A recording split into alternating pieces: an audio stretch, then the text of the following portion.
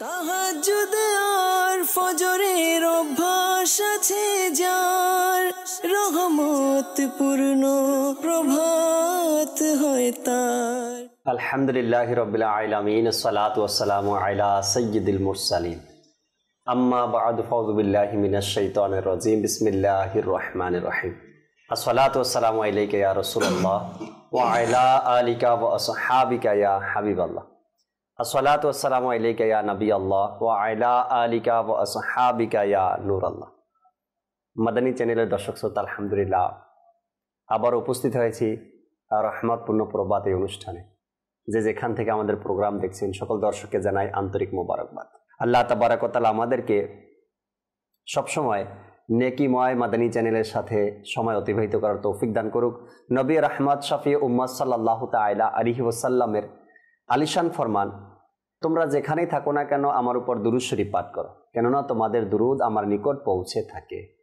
সাল্লু আলাল হাবিব সাল্লাল্লাহু তাআলা আলা মুহাম্মদ সাল্লাল্লাহু তাআলা আলাইহি ওয়াসাল্লাম। দর্শক শ্রোতা, আজ স্টুডিওতে আমাদের সাথে মুবাল্লিগে দাওয়াত ইসলামী মোহাম্মদ কামাল আত্তারি ভাই রয়েছেন এবং নাতখা আমির আত্তারি ভাইও রয়েছেন। আমরা আজকের যে বিষয় নিয়েছি তাও আপনাদেরকে জানাবো। আর অনুষ্ঠানের মধ্যে আমরা কিছু সেগমেন্ট অ্যাড করেছি রহমতপূর্ণ প্রবাদ অনুষ্ঠানে। আল্লাহ চায় ধীরে ধীরে আপনাদেরকে সেগমেন্টগুলো দেখাবো। আজকের যে বিষয় নিয়েছি বিষয়ও আপনাদেরকে জানাবো। অনুষ্ঠানের শুরুতে আপনাদেরকে ইনশাআল্লাহ তাআলা আমরা সূরা আর রহমানের 1 থেকে 10 নম্বর আয়াত পর্যন্ত, অর্থাৎ সূরা আর রহমানের ফার্স্টের কিছু আয়াতে কারিমা আপনাদেরকে তেলাওয়াত শোনাবো। আর এই তেলাওয়াতের তরজমাও কিন্তু বাংলায় লেখা আসবে। আপনারা চাইলে এখনও দেখতে পারবেন, আবার পরবর্তীতেও চাইলে এই তরজমা দেখে নিতে পারবেন ইনশাআল্লাহ তাআলা। তেলাওয়াত শ্রবণ করব, এরপর আজকের বিষয় আপনাদেরকে জানানোর চেষ্টা করব ইনশাআল্লাহ তাআলা। সাল্লু আলাল হাবিব সাল্লাল্লাহু তাআলা আলা মুহাম্মদ সাল্লাল্লাহু আলাইহি ওয়াসাল্লাম। জি তেলাওয়াত। আউযু বিল্লাহি মিনাশ শাইতানির রাজীম। বিসমিল্লাহির রহমানির রহিম। الرحمن علم القرآن خلق الإنسان علمه البيان الشمس والقمر بحسبان والنجم والشجر يسجدان والسماء رفعها ووضع الميزان ألا تطغوا في الميزان وأقيموا الوزن بالقسط ولا تخسروا الميزان والأرض وضعها للأنام فيها فاكهة والنخل ذات الأكمام صدق الله العظيم. ما شاء الله ما شاء الله।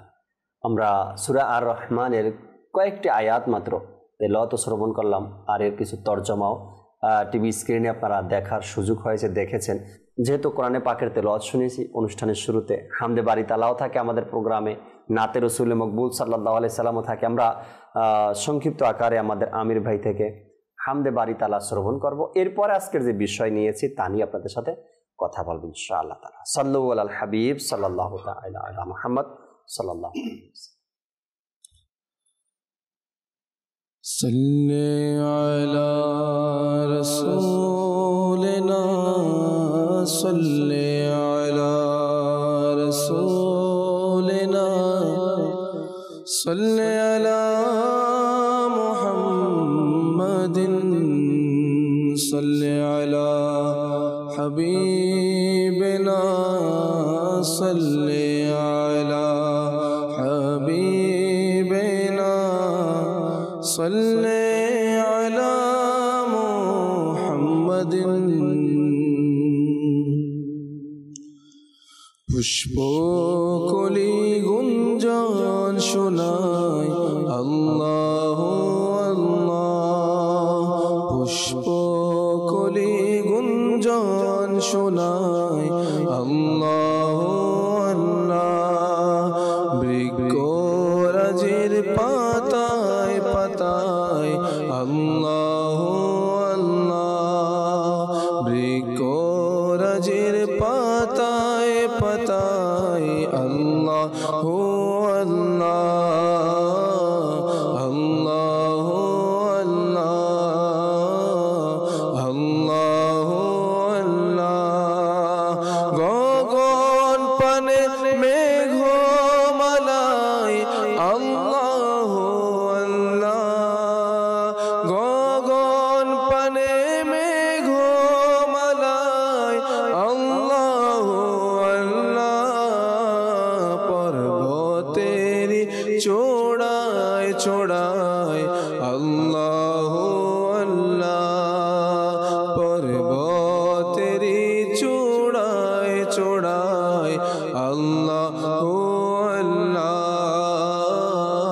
আল্লাহু আল্লাহ আল্লাহু আল্লাহ সূরা আর-রহমান হকবা সূরা আল-ইখলাস সূরা আর-রহমান হকবা সূরা আল-ইখলাস কুরআনেরি পাতায় পাতায় আল্লাহু আল্লাহ কুরআনেরি পাতায় পাতায় আল্লাহু আল্লাহ আল্লাহু আল্লাহ আল্লাহু আল্লাহ গুঞ্জন শুনায় আল্লাহ আল্লাহ বৃষ্টি আর ঝরনা গুঞ্জন শুনায় আল্লাহ আল্লাহ বৃষ্টি আর ঝরনা সাগরেরি জোয়ার বাটায় আল্লাহু আল্লাহ সাগরেরি জোয়ার ভাটায় আল্লাহু আল্লাহ আল্লাহু আল্লাহ আল্লাহু আল্লাহ চন্দ্র সূর্য গ্রহ তারা পবন মেঘমালা চন্দ্র সূর্য গ্রহ তারা পবন মেঘমালা আকাশ পাতাল জিকির শোনায় আল্লাহু আল্লাহ আকাশ পাতাল জিকির শোনায় আল্লাহু আল্লাহ আল্লাহু আল্লাহ আল্লাহু আল্লাহ আল্লাহু আল্লাহ পুষ্প কলি গুঞ্জন শোনায় আল্লাহু আল্লাহ পুষ্প কলি গুঞ্জন শোনায় আল্লাহু আল্লাহ বৃক্ষ রাজের পাতায় পাতায় আল্লাহু আল্লাহ বৃক্ষ রাজের পাতায় পাতায় আল্লাহু আল্লাহ আল্লাহু আল্লাহ আল্লাহু আল্লাহ মাশাআল্লাহ মাশাআল্লাহ আমরা হামদে বারি তাআলা শ্রবণ করলাম আল্লাহ তাবারক ওয়া তাআলার প্রশংসা করা জিকির করা আল্লাহ তাআলা আমাদেরকে তৌফিক দিকে আমরা সব সময় নিজের জবানকে এমন সুন্দর জিকিরের মধ্যে বা আল্লাহ তাবারক ওয়া তাআলার প্রশংসার মধ্যে যেন আমরা অতিবাহিত করতে পারি আল্লাহ তাবারক ওয়া তাআলা কোরআনে পাকের মধ্যে আজকের যে বিষয় নিয়েছি দর্শকের বিষয় নিয়ে কথা বলছি আপনাদের সাথে কোরআনে পাকের অসংখ্য জায়গায় একটি বিষয়ে বারবার আমাদেরকে স্মরণ করিয়ে দিচ্ছেন বারবার হয়তোবা আমরা তর্জমা না জানার কারণে অর্থ না জানার কারণে এই আয়াতে কারিমার অর্থ না জানার কারণে বুঝি না আল্লাহ তাবারক ওয়া তাআলা এখানে আমাকে কি ইরশাদ করেছেন সূরা যে মায়েদা রয়েছে আর সূরা মায়েদার 1 নম্বর আয়াতেই হয়তোবা আপনিও অসংখ্যবার সূরা মায়েদার তিলাওয়াত করেছেন বা শুনেছেন কিন্তু এই সূরা মায়েদার 1 নম্বর আয়াতে আল্লাহ তাবারক ওয়া তাআলা কি ইরশাদ করেছে কখনো হয়তোবা তর্জমা পড়ার বা জানার এমন ইচ্ছা বা আমাদের ছিল না। আল্লাহ তাবারক ওয়া তাআলা সূরা মায়েদার 1 নম্বর আয়াতে ইরশাদ করেছেন, হে মুমিনরা তোমরা অঙ্গীকারগুলো পূরণ করো। এখানে আল্লাহ তাবারক ওয়া তাআলা অঙ্গীকার পূরণ করার কথা বলেছেন। এখন এই অঙ্গীকারকে প্রতিশ্রুতি বলি আমরা, বা ওয়াদা বলি আমরা, বা অঙ্গীকার বলি আমরা। যেটা ওয়াদা করি আমরা, প্রতিশ্রুতি দিয়েছি আমরা, বা অঙ্গীকার করেছি আমরা, এটাকে ভঙ্গ করার নিষেধ করেছেন আল্লাহ তাবারক ওয়া তাআলা বলেন তোমরা অঙ্গীকারগুলোকে পূর্ণ করো, যা ওয়াদা করেছো তা পূর্ণ করো, যা প্রতিশ্রুতি করেছো তা পূর্ণ করো। আজকের বিষয় দর্শক শ্রোতা, প্রতিশ্রুতি। এটা আজ আমাদের ঘরের মধ্যে, আমাদের সমাজের মধ্যে এক মহামারী হয়ে দাঁড়িয়েছে। ভাই হোক বা বোন, মা হোক বা বাবা, বা সন্তান হোক বা পাড়া প্রতিবেশী বা আত্মীয় স্বজন, যেই হোক না কেন, সে যখন কাউকে কোনো প্রতিশ্রুতি দেয় বা অঙ্গীকার করে বা ওয়াদা করে, সেটা সে বুঝতেই পারে না যে কত বড় ভুল করেছে। সে এই প্রতিশ্রুতি ভঙ্গ করে, বা সে যে অঙ্গীকার করেছিল সেটা ভঙ্গ করে, কত বড় ভুল সে করেছে, কত বড় গুনাহের কাজ সে করেছে। আল্লাহ তাবারক ওয়া তাআলা এভাবে করে প্রায় আয়াতের মধ্যে, সূরার মধ্যে, সূরা বাকারার 40 নম্বর আয়াতের মধ্যে আল্লাহ বলেছেন, সূরা নাহলের 91 নম্বর আয়াতের মধ্যেও এই ওয়াদার কথা, অঙ্গীকারের কথা আল্লাহ ইরশাদ করেছেন। আজ ইনশাআল্লাহ তাআলা যতটুকু সময় পাই আজকের অনুষ্ঠানে পরিপূর্ণ সময়ের মধ্যে এই প্রতিশ্রুতি নিয়ে আপনাদের সাথে আলোচনা করার চেষ্টা করব। কিছু মাদানী ফুল জানবো, শুনবো। কামাল ভাই আমাদের সাথে আছেন ইনশাআল্লাহ তাআলা। কামাল ভাই, আজকের যে বিষয়ে শুনছেন আপনি, প্রতিশ্রুতি, এটা ভঙ্গ করাকে আজকাল কিছুই মনে করছে না মানুষ। ব্যক্তি জীবনে হোক, পারিবারিক জীবনে হোক, বা সামাজিক জীবনে হোক, এক অসামাজিকতা যে চলে আসছে, বা এক অশান্তি যে চলে আসছে সমাজের মধ্যে, ঘরের মধ্যে, সেটার এক বড় কারণ হলো ওয়াদা ভঙ্গ করা, প্রতিশ্রুতি ভঙ্গ করা, বা অঙ্গীকার ভঙ্গ করা। যদি অঙ্গীকারকে আমরা সঠিকভাবে আদায় করতাম, পালন করতাম, বা যে ওয়াদা আমি করেছিলাম, ওয়াদাকে যদি আমি পরিপূর্ণ সাথে পালন করতাম, হয়তো বা এতটা গ্যাঞ্জাম বা এতটা অশান্তি আর এতটা অসামাজিকতা আমাদের সমাজের মধ্যে দেখা যেত না। কি বলবেন এ বিষয়ে? আল্লাহ পাক আসানি করুক, আমিন। আসলে আপনি বলছেন ওয়াদা, জি, অঙ্গীকার, প্রতিশ্রুতি, আমি যেগুলো একটাও বলি নাই। জি, আমি তো কথার মধ্যে ওয়াদা বলি নাই, অঙ্গীকার করতেছি। যেমন আমাদের স্কুল, কলেজে, মাদ্রাসা, শপথ, আমি তো কিছু বলি নাই। আমি বলছি কি, আপনার এই কাজটা আমি আগামীকাল করে দেব ইনশাআল্লাহ, অমুক দিন আপনাকে পেমেন্ট দিয়ে দেব, অমুক সময় কাজটা করে দেব। এই করে দেব, এটাও ওয়াদা। জি। এখন অনেকে বলে যে আমি তো ওয়াদা বলি নাই, আমি অঙ্গীকারও বলি নাই, আমি তো কথা দিই নাই। ও ভাই, যেমন আমির সাহেব আছে আমার সামনে, আমি যদি বলি ভাই আপনি ওখানে থাকবেন, আমি আসব, উনি বললো আমি থাকবো, আপনি আসেন, আমি এখন বললাম আসবো, এটাই তো, এটাই ওয়াদা, এটাই প্রতিশ্রুতি, এটাই অঙ্গীকার। আপনি যতই নাম দেন এটাই রাইট। তো এখানে কথা হচ্ছে কি জানেন, আমরা ওয়াদা কি এটা অনেকে হয়তো জানি না, বুঝি না। অঙ্গীকার কি এটাও বুঝি না। বুঝার দরকার আছে। কি দরকার? কথা দিয়ে কথা না রাখা, এটা আলামত নিফাকের, জি, মুনাফিকের নিদর্শনের একটা নিদর্শন। এক, আমি আপনি যেখানে অবস্থান করি, যে হালতে থাকি, জি, আমরা বলি না যার জবান ঠিক নাই তার কিছুই ঠিক নেই।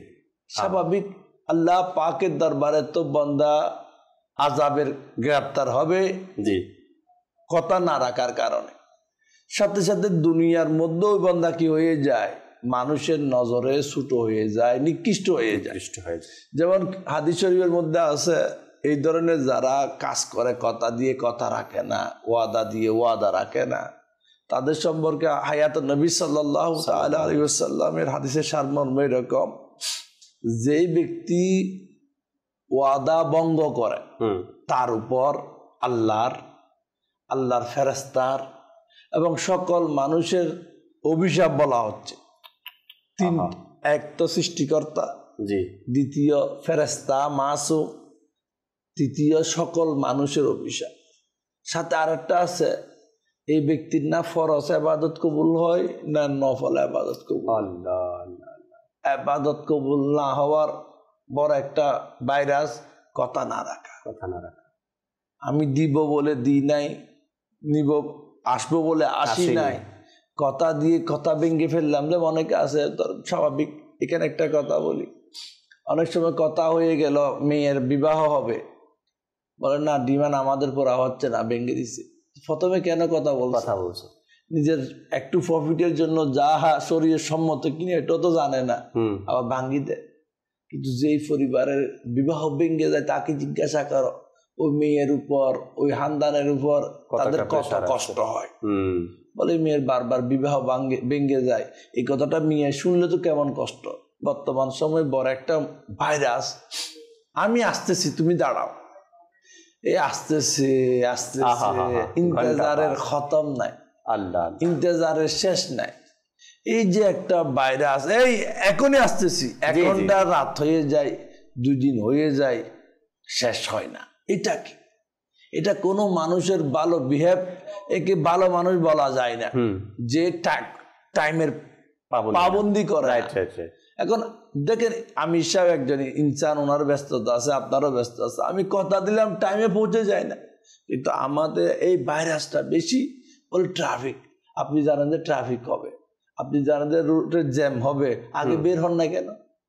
একজন মানুষকে, কারণ আছে আমাদের দেশে ভালো মানুষ জন্ম না নেওয়ার অনেকগুলা কারণের মধ্যে একটা, সৎ মানুষ টাইমের পাবন্দি করে এরকম মানুষ জন্ম না নেওয়ার একটা কারণ। মনে করে ইনি আপনারা টাইমের পাবন্দি, আমি হইলাম অলস, আমি হামেশা সর্বদা লেট করি, তো আপনি আরে এই লেট করিব, আমিও লেটে যাই, আপনিও লেট করেন। এভাবে কি হয়ে যাচ্ছে, উল্টা হয়ে যাচ্ছে।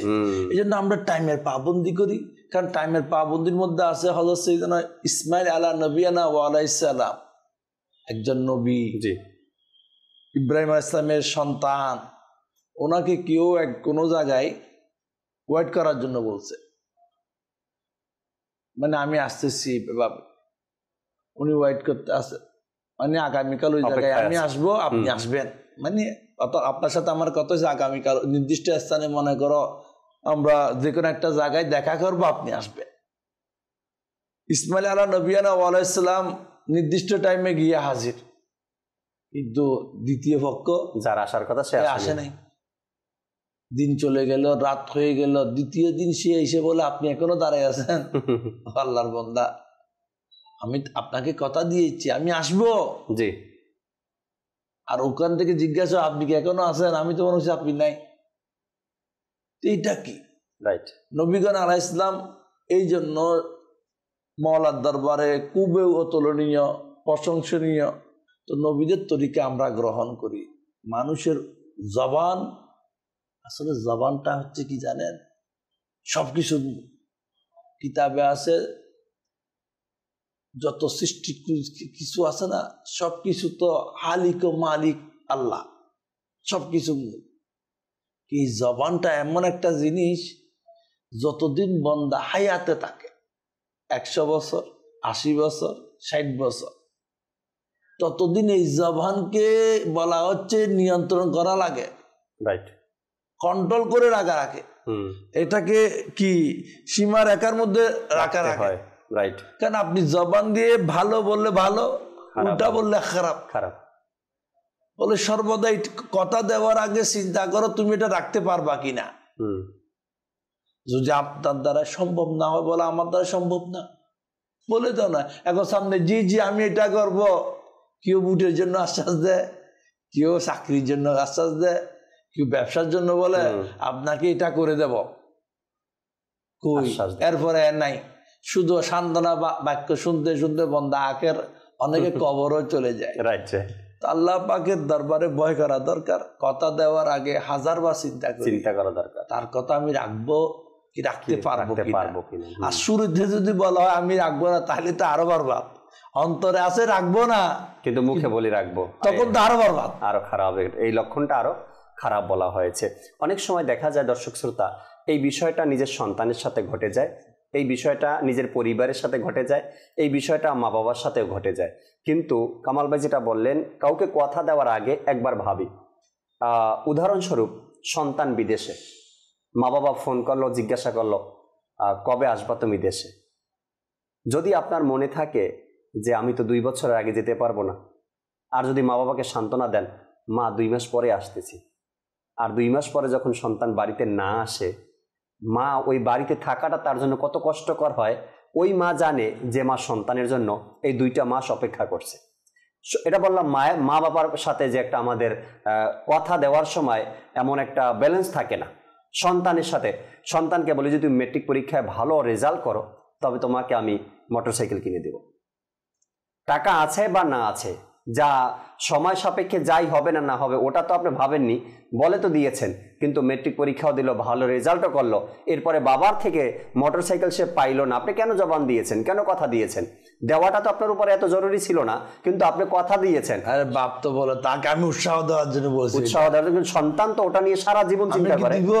এমনি বলছি সেই জন্য পরে একে তো মিথ্যা বললেও, একে তো মিথ্যা হলো এটা, এরপরে অন্তরে ছিল দিব না, মুখে বলছি দিব। আপনার থেকে আপনার সন্তান ধোঁকাবাজি শিখছে, এটাও আপনাকে স্মরণ রাখা উচিত। আচ্ছা, একে তো ধোঁকাবাজি শিখছে, সন্তানকে দিব বলে দিল না, দ্বিতীয়ত এই সন্তান সারা জীবন যদি কাউকে বলে এই কথা, আমার বাবা বলছিল মোটরসাইকেল দিবে কিন্তু দেয়নি। আচ্ছা, যদি বাচ্চার মা বাচ্চার সামনে তার বাবার প্রশংসা করে, তোমার বাবা এমন এমন এমন এত এত করছে, সন্তান যদি বলে ওঠে তোমার বাবা তো আমাকে ওয়াদা দিয়ে ওয়াদা রাখেনি, এত ভালো কাজ কিভাবে করলো। তো যখনই আমরা কথা বলি যেন ব্যালেন্স ঠিক রাখি, অর্থাৎ আমার কথা যা বলি আমি যেন সেটা করতে পারি, এত বড় আশা ভরসা না দেখাই, ছোট কিছু দেখাই সন্তানকে, যেন আমি সেটা পূরণ করতে পারি। না হয়তো সন্তানের মনের মধ্যে এটা গেঁথে যায়, বাবাও তো এরকমই বলছিল, আমিও সামনে কাউকে বলে দিই। তো এই বিষয়টা হয়েছে ঘর থেকে শিখে সন্তানরা। এই জন্য বলবো, মা বাবা হোক বা নিজের পরিবারের কেউ হোক বা সন্তান হোক, যখনই কাউকে আমরা প্রতিশ্রুতি দেই বা ওয়াদা করি বা অঙ্গীকার করি, ওয়াদা না কথা দিই, কথা আমরা কম বলি, আমি তো ওয়াদা করি না, আপনি বলতে করবেন, এটাই ওয়াদা। বুঝি না আমরা হয়তো বা ওয়াদা শব্দটা বুঝি না, যে আমি তো ওয়াদা করিনি, আমি বলছি আসবো, আসতে পারিনি, ওইটাই ওয়াদা। যেটা আপনি বলছেন আমি আসবো বা আমি করবো, আমি দিব, ওটাই একটা ওয়াদা। তার মনের মধ্যে এটা গেঁথে গেছে যে আমার জন্য ওই ব্যক্তি এইটা করবে বা সে অপেক্ষা করবে, এটাই ওয়াদা। আপনি এটা সহজ ভাষায় বুঝেন বা না বুঝেন, আমরা বলি আমি তো আপনি তার বলছি আসবো। এটা আসতো, এটা বেশিরভাগ হয় কখন জানেন? ফাওনাদারকে। আচ্ছা, ফাওনাদ বলে আমির সাহেব আমার কাছে টাকা পাবে, তো উনি আইসে আমার কাছে বা কল করে, জি ভাইজান আপনাকে অমুক তারিখ দিয়ে দেবো, তারিখ চলে যায়, আমার খবর নেই। আবার ইনি কল করে, ভাই আর একটু টাইম দেন, অমুক তারিখ দিয়ে দেব। আবার কি একটা দ্বিতীয়বার বলেন, ভাই ক্যাশ নাই, এই চেক নেন, ব্যাংকে গেলে কি নাই ব্যালেন্স, টাকা পাইবেন, এই আবার ব্যাংকে যায় ওখানে টাকা নাই। এগুলা তো ভাই সব তো দুকাবাজি, এইটা সব ওয়াদা বরখেলাফি, এটা অঙ্গীকার বরখেলাফ, এটা প্রতিশ্রুতি ভঙ্গকারী। ও ভাই আপনি ওকে বলেন, ভাই আমার কাছে টাকা নাই, আমি দিতে পারবো না এখন, বা এতদিন পরে দিতে পারবো, যেটা পারবো সেটা বলে দিই না, এখন না এ বললে এ আমাকে বকা দেবে, গালি দেবে, নিচু কেন টাকা, তো আমি কি করি, গালি বকা থেকে বাঁচার জন্য একে ঘুরাই। এখন এর সাথে আমার আরো দূরত্ব কি, দূরত্ব হয়ে যায়, আরো সে খারাপ ধারণা করে। দাউদ আলাইহিস নবিয়ানা ওয়া আলাইহিস সালাম এই ব্যাপারে বলে, তোমরা ওয়াদা করার আগে চিন্তা করো, কারণ ওয়াদা যদি পূরণ না করো, রক্ষা না করো, কথা দিয়ে যদি কথা না রাখো, মানে আগামীকাল আসিও, অমুক দিন আসিও, বলে তোমার তার মধ্যে কি হিংসা বিদ্বেষ সৃষ্টি হয়ে যাবে, বলে তো সৃষ্টি একজন, এটা যেটা আমাদের সমাজে হচ্ছে। তো ভাই এটা এখন ব্যবসায়ী, এখন তো আরো মুসিবত, যে কাউকে কর্জ দেয় বা টাকা ধার দেয়, তার তো মানে তাকে জিজ্ঞাসা করো ওয়াদা ভঙ্গকারী কত আইটেমের হতে পারে, এ বলবে যে ভাই আমাকে এইভাবে কি মেল করে, এইভাবে করে, সে জানে, সে ঘুরতে ঘুরতে অনেক সময় পায়ের জুতো ক্ষয় হয়ে যায়। দেখেন এগুলা সব গুনাহ কবিরা। আমি একজন বন্দাকে কথা দিয়ে কথা রাখতেছি না, দ্বিতীয় তার পাওনা আমার দেওয়া ফরজ রিটার্ন করা, তাকে আমি উল্টা সিধা কথা শোনাইতেছি, এখন তার অনেক কথা শোনায়। মানুষ অনেক ধরনের ভুল করে এখানে কামাল ভাই। একটা হইলো গিয়া দিতে পারবে না সে জানে, তারপর কিন্তু কসম কাটে। হ্যাঁ, একদম কসম কেটে এমন ভাবে কথা বলে সামনের ব্যক্তি মনে কথা দিয়েই দিবে, এমন দিতে পারবে না সেও জানে, সামনের ব্যক্তিকে পটানোর জন্য, রাজি করানোর জন্য সে কসম কাটে, দিয়েই দিব এমন কিছু কথা সে বলে। এরপরে এর সাথে আরো কিছু লোক জড়িত থাকে, যেমন আমার কাছে কেউ টাকা পাবে, আমির ভাই টাকা পাবে আমার কাছে, তো আমি আবার অন্য কারো কাছ থেকে নিয়ে দিব। তো যে ব্যক্তি থেকে নিয়ে দিব সে আমাকে বলছে শুক্রবারে পেয়ে যাবেন, আমি ওই হিসাবে আমার সামনের ব্যক্তিকে ওয়াদা করে দিলাম আমি শুক্রবার টাকাটা দিয়ে দিব। এখন আমি যাকে বলছি দিব সে হয়তো অন্য কাউকে বলছে দিবে, না হয়তো পরিবারের কাউকে বলছে, বলে ঠিক আছে শুক্রবারে আমার হাতে টাকা আসবে, আমি তোমাদের জন্য বাজার করব বা মার্কেট করে দিব বা এটা কিনে দিব। হয়তো আমি হ্যাঁ বলার কারণে আমার সাথে আরো কত ব্যক্তি কতজনকে হ্যাঁ বলেছে, আর আমার কারণে তাদের অদাগুলো ভঙ্গ হইতেছে। এখানে একটা জিনিস দেখা দরকার, দেখে যতক্ষণ আমার পকেটে আমার হাতে টাকা নাই অপর থেকে পাবো আশাই বলে দরকার কি, এটা বলতে পারি ভাই মুক্তায় টাকা আসতে পারে আমার, যদি আসলে আমি ওই দিন দিতে পারবো, রাইট। তাহলে কি হচ্ছে, এটা কি হয় নাই, ও আসলে দিবে বলছে কথার মারফেসও আছে তো একটা।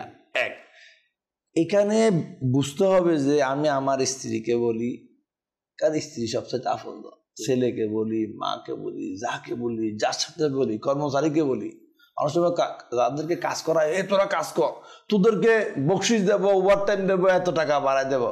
যখন পেমেন্ট করে, হ্যাঁ কি কাজ করছস, তোর কাজ সুন্দর হয় নাই, কি এই উৎসাহ উদ্দীপনা নিয়ে যেটা করছে করে, এই তো লোক ভালো না, আমি দিল কি প্রাণে কাজ করছি, এখন কি যেটা পাবার সেটা নাই।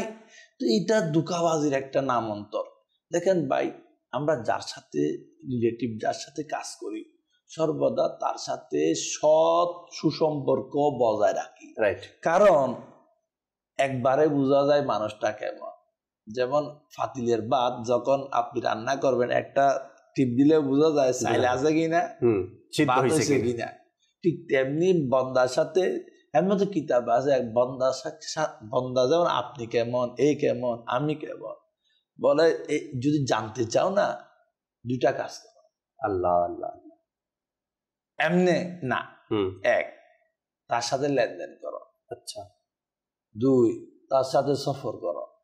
এই দুইটা কাজে বোঝা যাবে মানুষটা কেমন। এখন আমরা তো দেখলে বলি এই তো ফেরেস্তার মতো, এরকম ওয়াদা ভঙ্গ করে ফেলাইছে, আমি তো কল্পনাই করি না ফেরেস্তা এরকম করবে।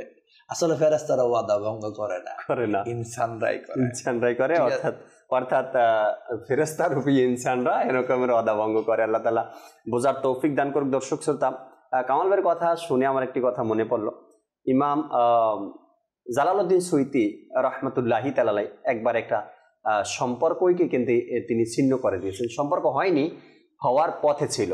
অর্থাৎ সে ইমাম জালালউদ্দিন সুয়ুতী শাফি রহমতুল্লাহি তাআলা যেই ছেলের পক্ষের ছিলেন এবং মেয়ের পক্ষ আসার কথা ছিল। তো আমাদের দেশেও বা আমাদের অঞ্চলেও কিন্তু এটা হয়, যখন বিয়ে হয় মসজিদে, তো আসরের নামাজের পরে সবাই জড়ো হয়, আসরের নামাজের পরে বিয়ে হয় এরকমের। তো জালালউদ্দিন সুয়ুতী শাফি রহমতুল্লাহি তাআলা ওই বিয়েতে উপস্থিত হবেন ছেলের পক্ষ থেকে। তো বলা হলো মসজিদে আসবে। আমাদের তো বাজারের মসজিদে বা বড় মসজিদে বিবাহ শাদীর এক আয়োজন করা হয়। তো জালালউদ্দিন সুয়ুতী শাফি রহমতুল্লাহি তাআলা ছেলের পক্ষের সাথে গেলেন সেখানে। তো গিয়ে বসে আছেন, মেয়ের পক্ষ আসে না। আসরে আসার কথা, আসর পড়লেন, বসে আছেন, অপেক্ষা করছেন, মাগরিব পড়লেন, তাও আসে না। এশারের সময় জালালউদ্দিন সুয়ুতী রহমতুল্লাহি তাআলা বললেন কি এই বিয়েটা না হওয়াই ভালো, যেহেতু তারা ওয়াদা দিয়ে কমিটমেন্ট ঠিক নাই, যেহেতু তারা ওয়াদা দিয়ে শুরুতে ওয়াদা পালন করছে না, আত্মীয় হওয়ার আগেই তারা এই রকমের ছলচাতুরি করছে, তো এখানে সম্পর্কটা না হওয়াই ভালো। তো তিনি একজন ইমাম ছিলেন, তার কথা বের হওয়ার সাথে সাথে আত্মীয় স্বজন যারা ছিলেন তারা সবাই মেনে নিয়েছেন, পরবর্তীতে তারা চলে গিয়েছে। তো এটাও একটা দেখার বিষয় যে আত্মীয় স্বজন বা সামনে যে ব্যক্তি আছে আমার জন্য কতটা ওয়েট করতে পারবে, কতক্ষণ সে বসে থাকবে।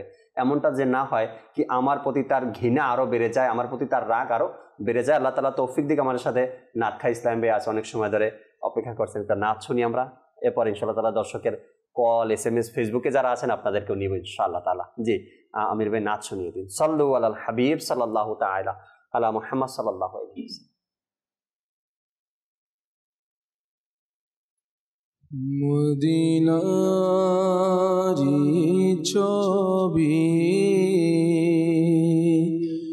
সদা যেন থাকে মনে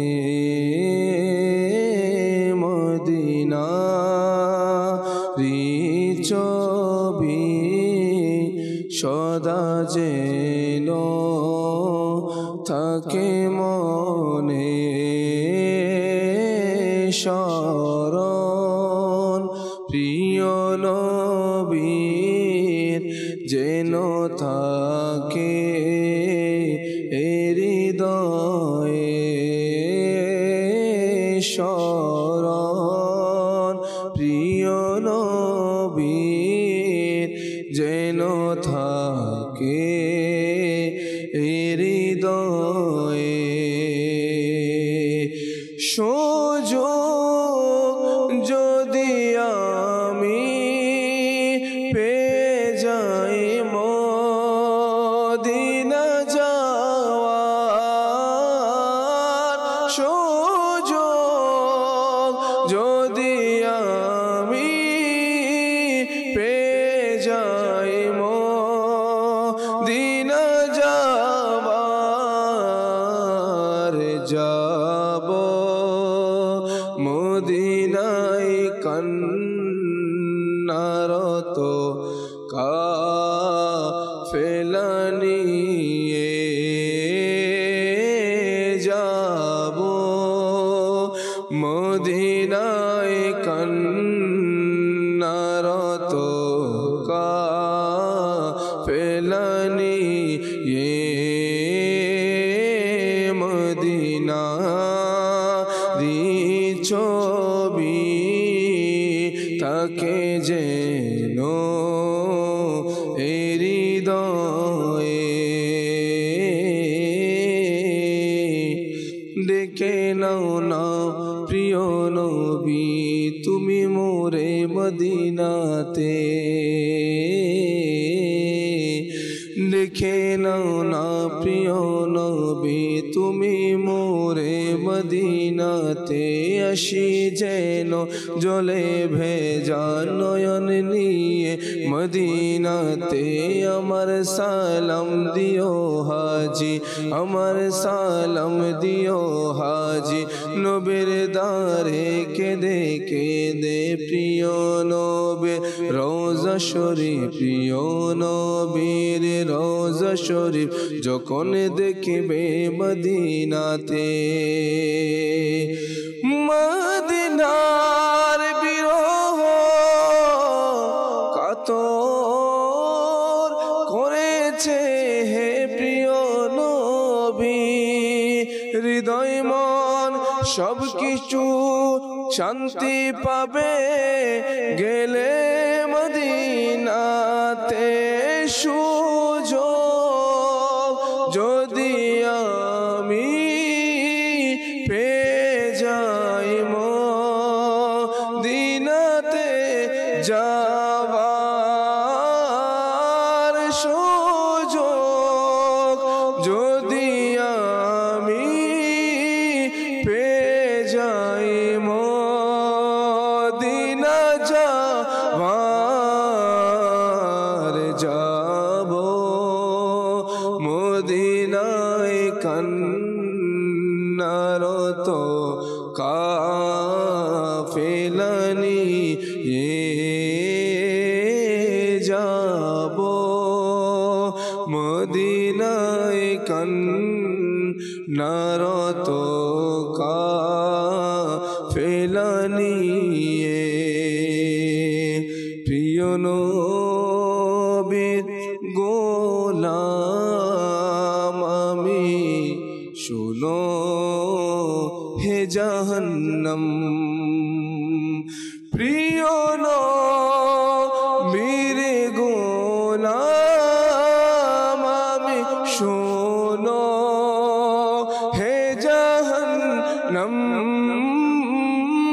প্রিয় নবীর গোলাম আমি শুনো হে জাহান্নাম যাব কি করে দো যকেন গোলাম হয়ে যাব কি করে দোজখে নবীর গোলাম হয়ে মদিনা ছবি সদা যেন তাকে মনে যখন জানাজা আমার নিয়ে যাবে কবরে যখন জানাজা আমার নিয়ে যাবে কবরে যখন জানাজা আমার নিয়ে যাবে কবরে মদিনারি ধুলি আমার মুখে দিও মেখে মদিনা ধুলি আমার মুখে দিও মেখে শরণ প্রিয় নবীর যেন থাকে হৃদয়ে আল্লাহ এমন দয়া করে যেন পৃথিবীতে আল্লাহ এমন দয়া করে যেন পৃথিবীতে আল্লাহ এমন দয়া করে যেন পৃথিবীতে দাওয়াতে ইসলামের সবখানে সাড়া জাগে দাওয়াতে ইসলামের সবখানে সাড়া জাগে শরণ প্রিয় নবীর যেন থাকে হৃদয়ে আত্মার তুমি আমার একতা হাসর দিবসে আত্মার তুমি আমার একতা হাসর দিবসে আত্মার তুমি আমার একতা হাসর দিবসে যেন প্রিয় নবী আমায় স্বীয় মুখে তে বলে যেন প্রিয় নবী আমায় স্বীয় মুখে বলে শরণ প্রিয় নবী যেন তাকে হৃদয়ে শরণ প্রিয় নবীর যেন তাকে হৃদয়ে সাল্লাল্লাহু তাআলা আলা মুহাম্মদ সাল্লাল্লাহু তাআলা আলাইহি ওয়াসাল্লাম। আমির ভাইয়ের কালাম শুনে, নাচ শুনে যে কালাম শোনালেন, এখন আজকের যে বিষয় নিয়ে আমরা আলোচনা করছিলাম প্রতিশ্রুতি, তাও আপনাদেরকে শোনাবো আরো কিছু কথা। আমাদের সাথে কল রয়েছে, SMS রয়েছে, ফেসবুক পেজে যারা রয়েছেন তাদেরকেও সাথে রাখার চেষ্টা করবেন। সব দুই একটা কল শুনি আগে, এরপরে SMS এর দিকে যাবো। দর্শকের কল শুনিয়ে দিন। আমার নাম মোয়াজ্জেম হোসেন, জেলা জয়পুরহাট, পাজি থানা। আমি দেখছি, আমার কাছে অনেক ভালো লাগছে। আজকে যে বিষয়টা হয়েছে, মাশাআল্লাহ অনেক সুন্দর একটা বিষয় নেওয়া হয়েছে। এই বিষয় থেকে আমরা অনেক কিছু জানতে পারবো এবং শিখতে পারবো। আপনাকে ধন্যবাদ। মাশাআল্লাহ মোয়াজ্জেম ভাই, আপনাকেও ধন্যবাদ সাথে থাকার জন্য। হ্যাঁ, প্রতিশ্রুতি খুবই সুন্দর একটি বিষয়, আর এই বিষয়ে আমাদেরকে জ্ঞান অর্জন করা উচিত, জ্ঞান অর্জন করতে হবে, যাতে করে আমি, আমার সন্তান, আমার পরিবার, আমার আশেপাশে যারা আছে তাদেরকেও যেন শিখাতে পারি যেন ওয়াদা কি জিনিস এবং সেটার গুরুত্ব কি রয়েছে ইসলামের মধ্যে। আল্লাহ বরকত দান করুন। পরবর্তী কল দেন। আমার নাম মোহাম্মদ নাজি, জেলা রাজশাহী থেকে বলছি। আচ্ছা, আমি মানকাবাদ শুনতে চাই, মুর্শিদ আমার আত্মার। আচ্ছা, মানকাবাদ শুনতে চেয়েছেন রাজশাহী থেকে, মুর্শিদ আমার আত্মার। যদি সম্ভব হয় আমির ভাই থেকে আমরা ইনশাআল্লাহ তাআলা মানকাবাদ শুনবো। পরবর্তী কল দেন। আমার বাড়ি হবিগঞ্জ, আমার নাম মোজাম্মেল। আচ্ছা, আমি মেলাদিন ধরে দেখি, আমার পরিবার, আমার বাসায় সবসময় চ্যানেলটা দেখে। আমি খুব খুশি হয়েছি। আপনারা যে আলোচনা করেন থেকে, যেগুলো আমার তো খুব ভালো লাগে। আর ইনশাল্লাহ আমি মহরমে দাওয়াত দেই আপনাদের এই মাদানী চ্যানেল দেখার জন্য। আল্লাহ কেমন তাক পর্যন্ত যাতে এই চ্যানেলটা আল্লাহ যাতে রাখে, আমি দোয়া করি। মাশাআল্লাহ, এসব কিছু কিন্তু আপনাদের সহযোগিতার বরকতেই হয়েছে। আপনারা যে সহযোগিতা করছেন বা সাপোর্ট করছেন, যেভাবে করে ফিডব্যাকগুলো দিচ্ছেন, এর একটা বড় মাধ্যম আপনাদের এটাই যে আমরা ভালো কিছু করতে পারছি আপনাদের জন্য বা ভালো কিছু দিতে পারছি, আলহামদুলিল্লাহ রাব্বিল আলামিন। আর এর পিছনে আপনাদের অনেক বড় কি রয়েছে, আগ্রহ রয়েছে। আপনারা আর্থিকভাবে যে সাপোর্ট করছেন মাদানী চ্যানেলকে, সহযোগিতা করছেন, আর এর কারণে এই পর্যন্ত আলহামদুলিল্লাহ। আর আশা রাখি দর্শক শ্রোতা আরও ভালো কিছু আপনারা সহযোগিতা করবেন আমাদেরকে।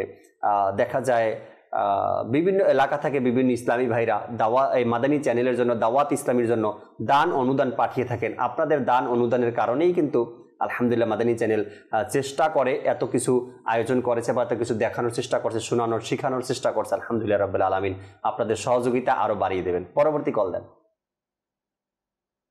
মোহাম্মদ সারওয়ার, ঢাকা যাত্রাবাড়ি থেকে বলেছিলাম। আচ্ছা, আমি একটি নাচ শুনতে চাই, বুলালো ফির মুঝে এশা হে বারো বার মদিনে মে। এই নাচটি যদি শুনিয়ে দেন তাহলে মেহেরবানি হতো। মাশাআল্লাহ, উর্দু নাচ আপনি শুনতে চেয়েছেন, যদি সম্ভব হয় আমির ভাই এটাও আমাদেরকে শোনাবেন ইনশাআল্লাহ তাআলা। ফেসবুকে কারা আছেন, SMS কারা করছেন মোবাইলে, তাও দেখেনি। একজনে বললেন ওয়ালাইকুম আসসালাম রাহমাতুল্লাহি ওয়া বারাকাতুহু, মাশাআল্লাহ কত সুন্দর আপনাদের মাদানী পরিবেশ। আল্লাহ তাআলা আমাদেরকেও এই পরিবেশের মধ্যে থাকার তৌফিক দান করুক। আপনারা আমাদের জন্য দোয়া করবেন। পরিবেশের মধ্যে থাকার জন্য কিছু করণীয় আছে, এমনিতে কিন্তু সম্ভব নয় বিষয়টা। আমার জানা মতে অনেক ইসলামী ভাই দূর থেকে এভাবে দেখে, সুবহানাল্লাহ, দাওয়াত ইসলামী, মদিনা মদিনা, মাশাআল্লাহ খুব সুন্দর পরিবেশ, এমনটাই না কামাল ভাই? দূর থেকে যদি সুবহানাল্লাহ বলি আর হাত জাগাই আর টাটা দেই, তবে এই সুন্দর নিজের মধ্যে কখনো আসবে না। এই সুন্দরটা নিজের মধ্যে নিয়ে আসার জন্য আমাকে জিম্মাদারি নিতে হবে, আমাদেরকে কাজের সাথে লেগে থাকতে হবে। হয়তোবা তবেই আল্লাহ চাই ইনশাআল্লাহ তাআলা এই সুন্দর পরিবেশটা আমি পাবো আর আমার ঘরেও পাবে, আল্লাহ চাই ইনশাআল্লাহ তাআলা। এরপর একজন লিখলেন আমি একটি নাতে রসুল শুনতে চাই, নাটটা হলো টাকা নাই পয়সা নাই কেমনে যাব মদিনায়। চট্টগ্রামের ভাষায় যে কালামটা আছে, এই কালামটা তিনি শুনতে চেয়েছেন। ফেসবুকে কারা আছে দেখে নিই, এরপর ইনশাআল্লাহ তাআলা আপনাদের জন্য একটি প্যাকেজও রয়েছে, সুগন্ধিময় ফুল নামে একটি প্যাকেজ আমরা তৈরি করছি রহমতপূর্ণ প্রবাতের জন্য, তাও আপনাদেরকে দেখানোর চেষ্টা করবেন ইনশাআল্লাহ তাআলা। রাতুল হাসান রাজীব ভাই আমাদের সাথে আছেন, তিনি অনুষ্ঠান দেখছেন। এরপর রবিউল আলম ভাই আমাদের সাথে আছেন, জাকির আশরাফি ভাই আমাদের সাথে আছেন, তিনিও কমেন্টস করেছেন। শাহ আলম ভাই অন্যান্য দিনের মতো আজকেও আছেন। শাহ আলম ভাই আপনি শুনছেন কিনা জানি না, আমাদের রহমতপূর্ণ প্রবাত ইনশাআল্লাহ তাআলা সোমবার থেকে বৃহস্পতিবার সম্প্রচার হবে প্রতি সপ্তাহে ইনশাআল্লাহ তাআলা।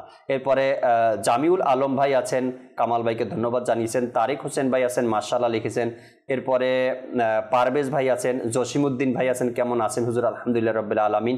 এরপরে ফারুক ভাই আমাদের সাথে আছেন, এরপরে রানা ভাই আমাদের সাথে আছেন, এরপরে নাবির ভাই আসসালামু আলাইকুম, সিরাজগঞ্জ থেকে দেখছি, আমার জন্য দোয়া করবেন। আল্লাহ তাআলা নাবির ভাইকে ভালো রাখুক। কিছু আলোচনা শুনি কামাল ভাই থেকে প্রতিশ্রুতি নিয়ে, এরপরে আল্লাহ চাই ইনশাআল্লাহ তাআলা আরেকটি ভিডিও যে রয়েছে আমাদের সাথে একটি প্যাকেজ, সেটা দেখানোর চেষ্টা করবো আপনাদেরকে। জি।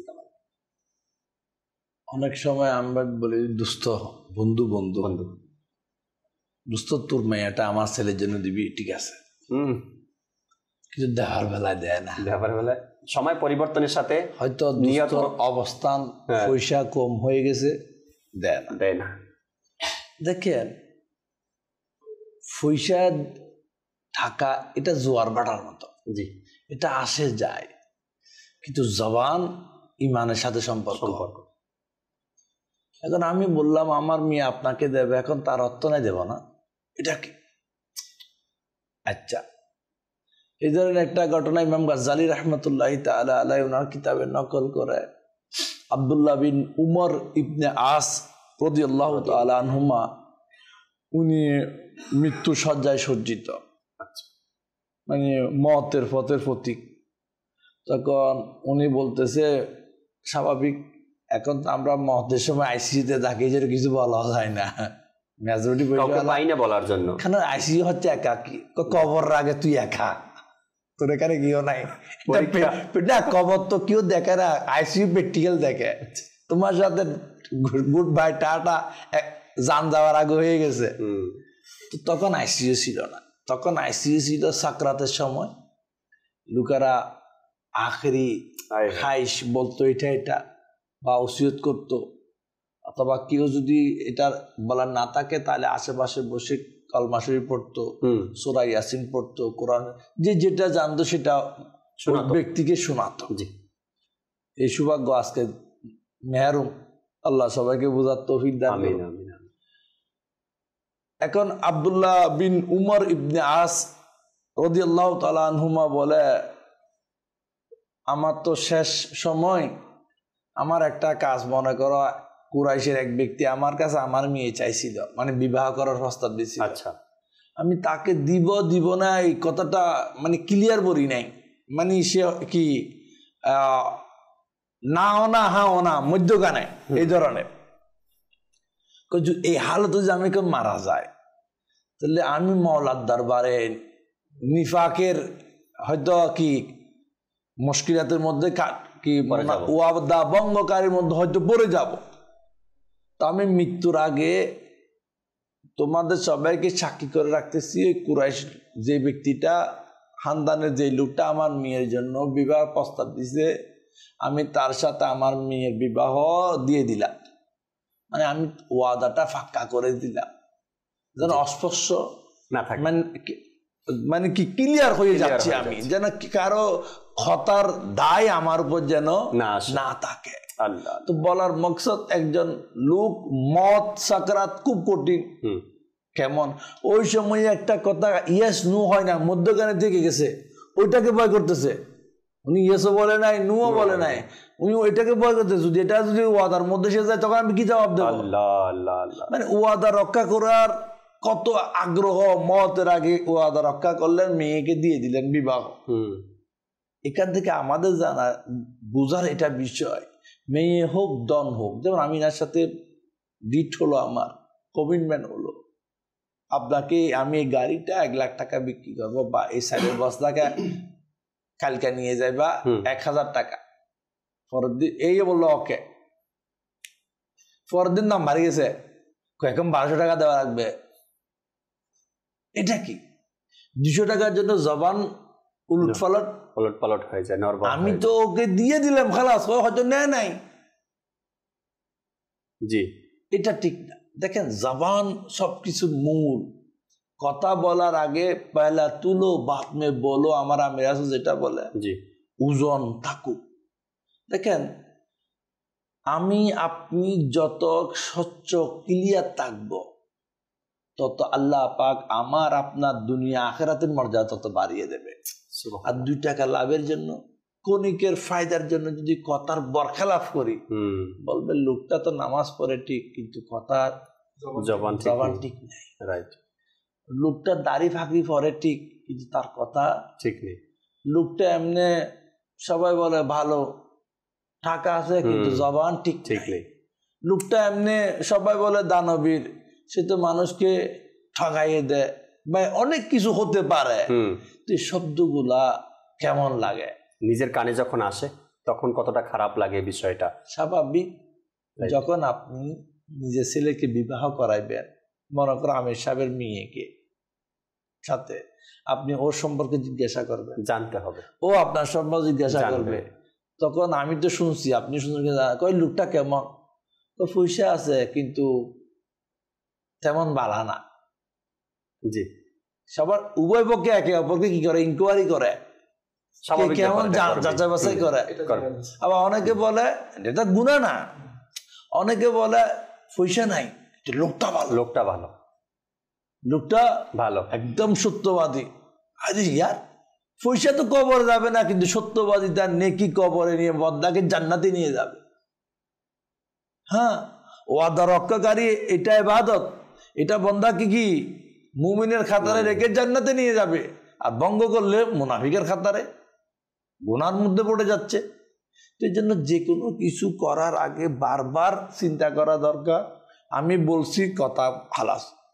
এরকম আরেকটা ঘটনা আসতো, আমার নবী সাহাবা বদর যুদ্ধে কয়জন ছিল, 313 জন সাহাবী ছিল, তার মধ্যে 2 জন মাইনাস হয়ে গেছে, আরো 15 জন মনে করো 2 জন মাইনাস। 2 জন সাহাবী যাচ্ছে, তাদেরকে মক্কার কাফিরা ফতে ধরে ফেলছে, এই তোমরা মনে হয় মুহাম্মদ সাল্লাল্লাহু আলাইহি ওয়াসাল্লামের সাথে বদরে যোগ দিতে যাচ্ছ। এরা বাঁচার জন্য বললো না না আমরা যাচ্ছি না। ওরা গিয়ে যখন যুদ্ধের ময়দানে তখন কথাটা বললো আমার নবীর কাছে, ইয়া রাসূলুল্লাহ আমরা আসছিলাম যুদ্ধে, কিন্তু ওরা যখন আমাদেরকে ধরে ফেলছে, আমরা বলবো ওদের সাথে আমরা ওয়াদা করছি আমরা যুদ্ধ করবো না, যেতে পারো কিন্তু যুদ্ধ করতে পারবো না। কাফেরও জানে, বিধর্মীও জানে মুসলমান কি ওয়াদা খেলাপ করে না, ওয়াদা এরা পালন করবে। আমার নবী বলে ওয়াদা রক্ষা করো, আল্লাহ আমাদেরকে সাহায্য করবে, যুদ্ধ থেকে আরেক হয়ে যাও। তাহলে বোঝা যাচ্ছে বিধর্মী পর্যন্ত ওয়াদা ভঙ্গ করে না মুসলমান, এটার বিষয় আছে, এদের বিশ্বাস আছে। আর আমরা মুসলমান, আমি মুসলমান, আমাদের আশেপাশে মুসলমান ভাই বেড়াত মুসলমান, আমরা যেন মা হই, ভাই হই, ছেলে হই, যে যেটা হই, কেউ কাউকে না ঠকায়, কেউ কাউকে আশা দিয়ে তাকে কি স্বপ্ন দেখিয়ে দেখিয়ে, এখন তো স্বপ্ন দেখাই এটা করে দেবো তোমার জন্য। অনেক স্বামী স্ত্রীকে দেখায়, স্ত্রী খুশি হয়, 20 বছর হয়ে গেছে এখনো পাই নাই, সেটা কেমন স্বাভাবিক। যখন বলে এটা শুনতে তো খারাপ লাগে, ও ভাই আপনার সামর্থ্য থাকলে দিয়ে দাও, তাকে কি ঘুরানোর কি দরকার আছে, দরকার আছে। ঠিক ভাই বেড়াত আত্মীয় স্বজন সবার ক্ষেত্রে রাইট, এমনটা আমাদেরকে চিন্তা ভাবনা করা উচিত। ছোট হোক মানুষটা বা বড় হোক, আপনি যখন বলবেন দিব, তখন কিন্তু তার মনটা অনেক বড় হয়ে যায়, সে আশায় থাকে। আর আশায় থাকার পরে যখন না পায়, তখন অবশ্যই মনে কষ্ট লাগে। একটা ছোট্ট একটা ভিডিও আছে আমাদের সাথে, এই অনুষ্ঠানের একটি প্যাকেজ আমরা তৈরি করেছিলাম, সুগন্ধিময় ফুল, একদম শর্ট সময়ের জন্য। দর্শক আপনাকে মনোযোগ সহকারে শুনতে হবে, খুবই গুরুত্বপূর্ণ কিছু কথা হয়তো বা এর মধ্যে থাকবে আপনাদের জন্য। জি, আমাদেরকে প্যাকেজটি দেখিয়ে দিন। সাল্লু আলাল হাবিব সাল্লাল্লাহু তাআলা আলা মুহাম্মদ সাল্লাল্লাহু তাআলা আলাইহি ওয়াসাল্লাম। মাদানী চ্যানেলের দর্শক শ্রোতা, যেহেতু আমরা মানুষ, আর প্রতিটা মানুষ কিন্তু সামাজিক জীব, আর এই সামাজিক জীবকে বসবাস করার জন্য, তার দিনকে অতিবাহিত করার জন্য বাড়ি ঘরের প্রয়োজন হয়, আরাম আয়েশের জন্য। আর এটা কিন্তু ইসলামে নিষেধ নয়। হ্যাঁ, তবে কেউ ছোট ঘরে থাকে, কেউ বড় ঘরে থাকে, কেউ বিল্ডিংয়ে থাকে, আবার কেউ নর্মাল টিনের ঘরে থাকে। এই ঘরগুলো যেমনই হোক না কেন, প্রতিটা ঘরের মধ্যেই কিন্তু কারো ঘরে জানালা আছে, আবার কারো ঘরে বারান্দা আছে। অসুবিধাটা এই জায়গাতেই, আমরা নিজের ঘরের বারান্দা থেকে অপরের ঘরের মধ্যে উকি মারি, তাকিয়ে দেখি। মানা রয়েছে, এটা নিষেধ রয়েছে, এটা হাদিসে পাকের মধ্যে। নিজের ঘর থেকে, নিজের বারান্দা থেকে অপরের ঘরে উকি মারাটা খুবই খারাপ একটি লক্ষণ। এতে করে বেপরদেগী হওয়ার সম্ভাবনা রয়েছে, বেহায়াপনা দৃষ্টিগোচর হওয়ার সম্ভাবনা রয়েছে। এজন্য আমরা নিজের ঘরের বারান্দা হোক বা জানালা হোক, কখনোই নিজের ঘরের জানালা দিয়ে বা বারান্দা দিয়ে অপরের ঘরের দিকে আমরা তাকাবো না। যদি আমরা নিজেকে গুনাহ থেকে বাঁচাতে চাই বা অপরের হক নষ্ট করতে না চাই, তবে আমাদের উচিত এই বিষয়টা খেয়াল রাখা। সাল্লু আলাল হাবিব সাল্লাল্লাহু তাআলা আলা মুহাম্মদ সাল্লাল্লাহু তাআলা আলাইহি ওয়াসাল্লাম। কেবলা শাইখে তরিকাত আমির আহলে সুন্নাত দামাত বারকাতুহুল আলিয়া নেক আমল রিসালার মধ্যেও কিন্তু এই বিষয়টা তুলে ধরছেন, যে অপরের ঘরে উকি মারার বিষয়টা তুলে ধরছেন, যেন আমরা এই কাজটা না করি। শুধু বারান্দা বলছেন, জি, সবাই তো বারান্দায় সবসময় দাঁড়ায় না, কিছু কিছু লোক আমি এমনও দেখছি যারা চলার সময় রাস্তায় দাঁড়ে ঘর থাকে, এইভাবে কি করে, উকি মারে। দেখেন রাস্তার ধারে ঘর অনেকের থাকে, ছোট ছোট গলি দিয়ে থাকে। তো আমরা চলবো এই জন্য সুন্নত মোতাবেক চলি, চক্ষুকে নিচের দিকে রাখি। দেখেন অনেক সময় ঘরের দরজা খুলে থাকে, জানালা খুলে থাকে, মা বোনরা থাকে। দেখেন আমারও মা আছে, আপনারা আছে, বোন আছে, সবার আছে। যেমন আমার স্ত্রী কন্যার উপর কেউ যদি থাকায় আমার কেমন লাগবে? বিলকুল খুবই খারাপ লাগবে। আমি অপরকে কেন তাকাই? তো এই জন্য চলার পথে উকিটা না মারে, শুধু চলার ক্ষেত্রে না, প্রতিটি ক্ষেত্রে অপরের ঘরের জানালা দিয়া, দরজা দিয়া ভিতরে কি হচ্ছে। আবার অনেকে তো এমন আছে যারা গ্রামের বাড়ি, ওই কি আগের যুগের কি আছে কি আমরা বেড়া বলি, বাঁশ দিয়ে বানায়, ছিদ্র দিয়ে দেখে, সিসি ক্যামেরা।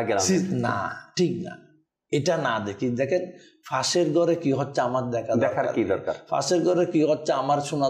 ফাঁসের ঘরের অভাবে থাকলে এটা দেখি, অসুস্থ হলে ওটা দেখি, ভালোটা দেখি, তাদের সেবা করতে পারে এরকম কিছু দেখি। রাইট, কিন্তু মাইনাস গুলা না দেখি, মাইনাস গুলা না শুনি। যখন এমন কারো অভ্যাস থাকে না কামাল ভাই, সে কিন্তু এই বিষয়গুলো দেখার জন্য এমন করে না। যেমন নিজের ঘরের জানালা বা দরজা দিয়ে দাঁড়িয়ে আরেকজনের ঘরে তাকিয়ে থাকা, বারান্দা থেকে আরেকজনের ঘরে তাকিয়ে থাকা, বা পথে চলতে গিয়ে আরেকজনের ঘরের ভিতরে উকি মারা, এটা কিন্তু ওই উদ্দেশ্যে নয় কি দেখি ঘরের মধ্যে কেউ অসুস্থ আছেন না, এটার জন্য না। ওই সময় যারা তাকায় তারা খারাপ একটা দৃষ্টি হয়ে যায় মানুষের মধ্যে, আমরা মন মানসিকতা কাজ করে, এ কারণে তাকায়। এটা অনেক বড় একটা খারাপ বিষয় আর খারাপ একটা জিনিস, এটা আমরা বিরত থাকার চেষ্টা করি। এই ছোট্ট একটি মাদানী ফুল ছিল আমাদের জন্য, আমার ঘরের জন্য। এটার জন্য আরেকটা অ্যাড করি, পর্দা ইউজ করি। জি, জানালা দিচ্ছেন বড়, ওয়েলকাম পর্দা লাগাও। বা দেখেন অনেকেই দেখতে চায় না, স্বাভাবিক, অনেকে বারান্দায় বাতাস খাওয়ার জন্য বের হয়। এখন এ দেখতে চাই না কিন্তু চলে আসে। যদি আপনি পর্দা থাকে ওই ব্যক্তিও কি হয়ে যাবে, হিফাজত হয়ে যাবে। আমিও সেভ করি, সেভ থাকি, ওকেও সেভ রাখি। এখন অনেকে এমন আছে পর্দাও রাখে না, আপনি ওপেন করে দেন তো আরেকজনের দৃষ্টি তো চলে আসতে পারেই। অনেকে হয়তো বেকারি পড়ে যায়, এটা আমরা নিই। তো আমরা উভয় পক্ষ কি দরমিয়ানে থাকি, উভয়কে সহযোগিতা করি। মাশাআল্লাহ, মাশাআল্লাহ। আল্লাহ তাআলা আমাদেরকে বোঝার আর আমল করার তৌফিক দান করুক। দর্শক শ্রোতা, আপনাদের আরো কল আছে কিছু, আমাদের সাথে দর্শকের কলগুলো শুনবো, এরপরে আমির ভাইয়ের কাছে আসবো, কালাম শোনাবে আমির ভাই, অনুরোধের কিছু কালাম ইনশাআল্লাহ তাআলা। জি, কল শুনিয়ে দিন দর্শকের। আমার নাম মাসুম, মাদানী চ্যানেলটা আমার কাছে খুবই ভালো লাগে, আপনাদের অনুষ্ঠানটা। আমি অসুস্থ থাকি, তা আমার জন্য একটু দোয়া করে। মাশাআল্লাহ, আল্লাহ তাবারক ওয়া তাআলা আপনাকে ভালো রাখুক, সুস্থ রাখুক, শেফা দান করুক। নিয়ত করে নেন ইনশাআল্লাহ তাআলা সুস্থ হলেই আপনি মাদানী কাফলায় সফর করবেন ইনশাআল্লাহ তাআলা। পরবর্তী কল দেন। আমার নাম আবু রহমান, কুমিল্লা থেকে। আমি একটা মাতৃভাষণ শুনতে চাই। ভাগ্য আমার উজ্জ্বল করো হে মোর প্রিয় নবী। আচ্ছা, ভাগ্য আমার উজ্জ্বল করো হে মোর প্রিয় নবী, যদি সম্ভব হয় এটাও ইনশাআল্লাহ তাআলা আমরা শোনাবো আপনাকে। পরবর্তী কল দেন।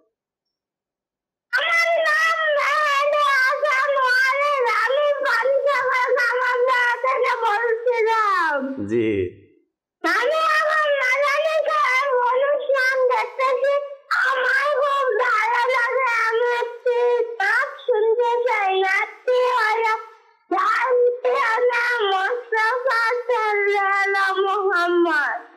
মাশাআল্লাহ।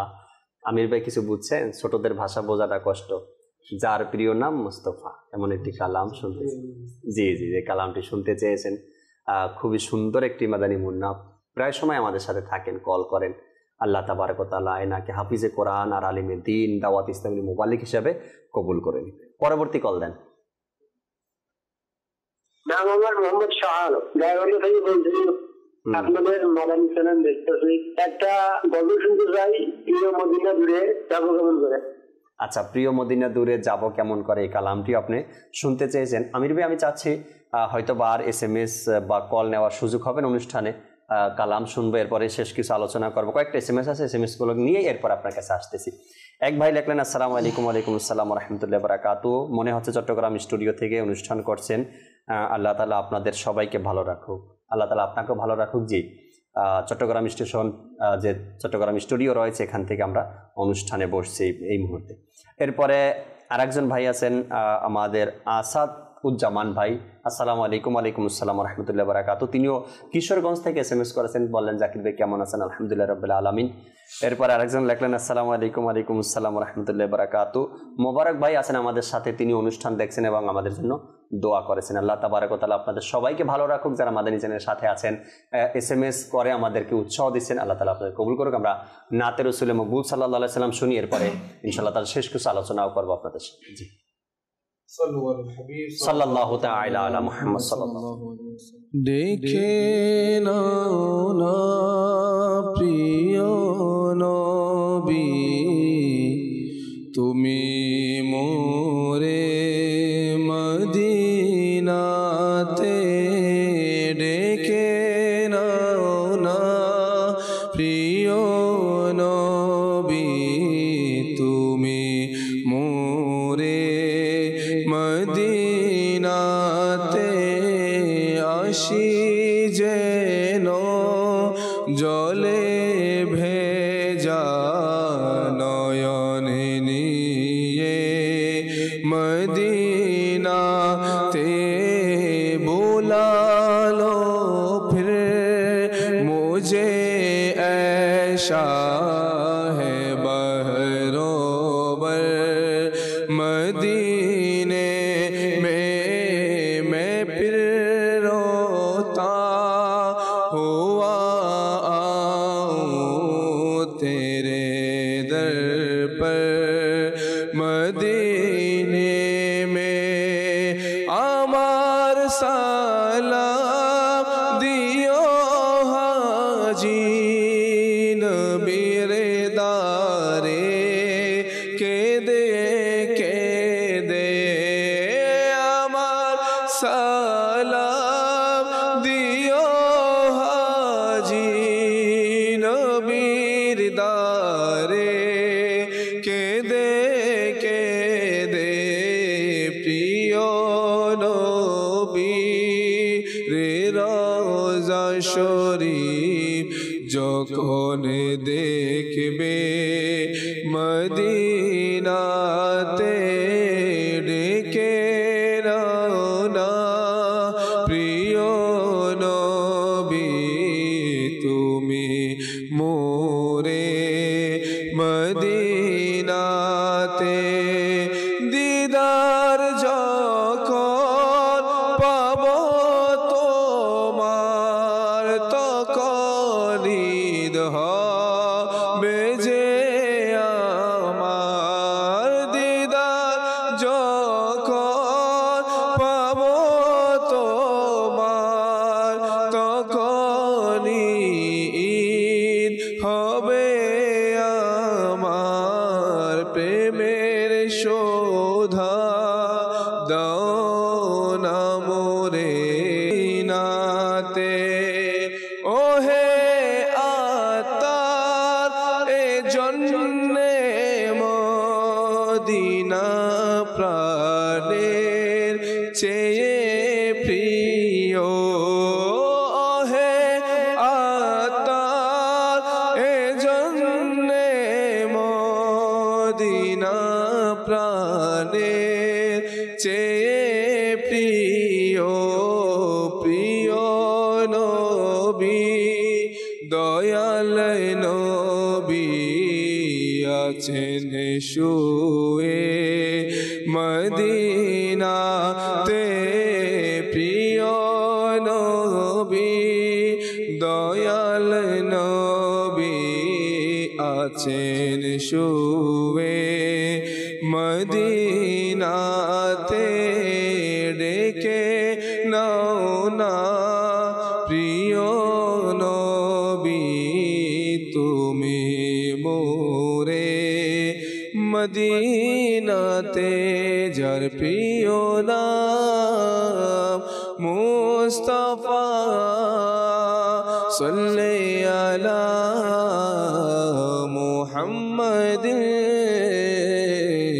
তারি তরে পেলাম খুদা सल्ले अला मुहम्मद आरटियानाय फैशानाय केने जाइताम सोनार मदीना केने जाइताम आरटियानाय फैशानाय केने जाइताम सोनार मदीना केने जाइताम मने हदे जाइबाल्लाय किन्तु टिया पयसा नाय मने हदे जाइबाल्लाय किन्तु टिया पयसा नाय मने हर फकिर मतो उड़ाल मारिताम आर